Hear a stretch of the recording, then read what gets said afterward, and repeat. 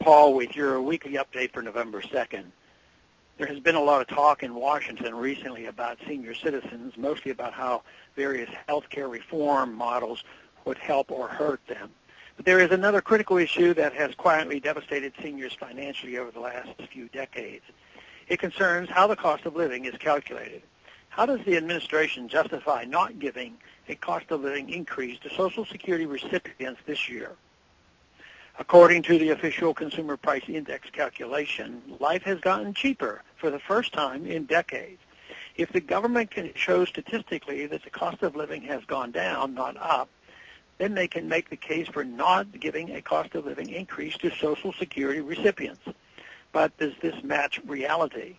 Using older calculations of CPI, the cost of living has actually increased by roughly 5%. The CPI is a calculation based on the average price of a basket of goods that was initially designed to help businesses adjust for inflation. The government eventually started using it to determine cost of living adjustments for entitlement programs. Couple that with politicians' discovery that they could raid the Social Security Trust Fund to pay for new spending programs, and you have a perfect storm to deny seniors what they were promised while hiding the true size of the deficit. For politicians, it's a win-win. For seniors, it's a different story. Economist John Williams of Shadow Government Statistics has estimated that if the original methodology of the CPI had not changed, Social Security checks would be nearly double what they are today. This represents a lot of money that politicians have been able to literally steal from seniors to spend on their own wasteful programs. One example of how they do this is to substitute hamburger for steak, which lowers the average price of that basket of goods.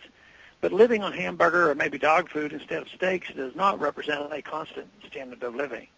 This renders the measurement virtually meaningless, even though politically it comes in very handy. I've introduced legislation to keep politicians in Washington from ever raiding the Social Security Trust Fund again. H.R. 219, the Social Security Preservation Act, would ensure that all monies collected by the Social Security Trust Fund would only be used in payments to beneficiaries or to be placed in interest-bearing certificates of deposits. This would at least stop the bleeding of the fund and take away some incentive to tease and torture the numbers in order to give seniors the minimal amount. This would also cut off a source of funding for government growth, so it is not likely to get easy support from many politicians. It's bad enough that Washington imposes high payroll taxes on American workers. The least Congress could do is use the tax dollars for their stated purpose. Instead, seniors will have a harder and harder time trying to survive on a fixed income in an economy based on variables and deception. For them, it is too late to start over. Today's young people will be forced to pay into the system for years to come.